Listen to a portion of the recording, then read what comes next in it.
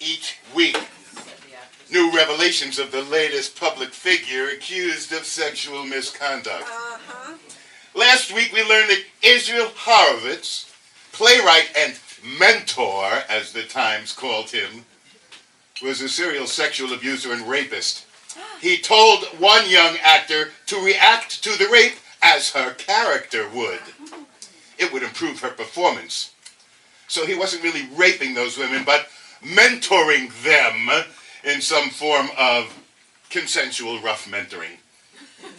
I love his non-apology apology.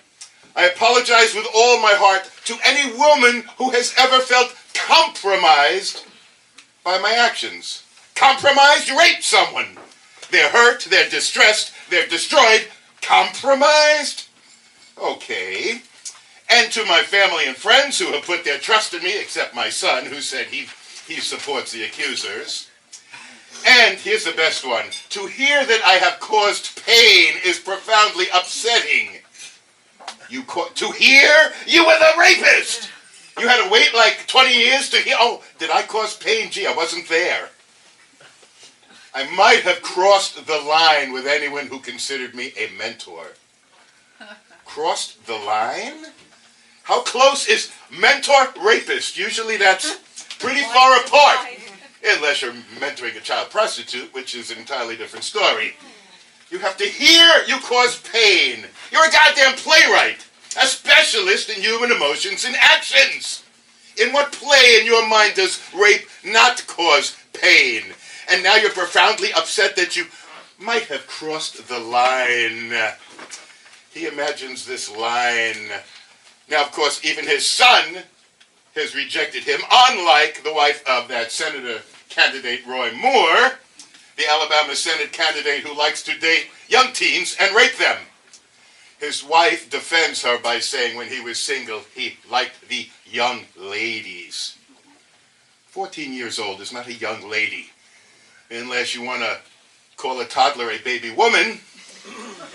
She's a child. Now, I love how his defenders cite the Bible as the defense for this. They say, well, you know, when Joseph and Mary had Jesus, she was a teen. But there was no sex. So maybe it's not the same thing. Now, we have a problem with this guy, Roy Moore. When he was a judge, he violated the court order to remove the 10 Commandments from his court.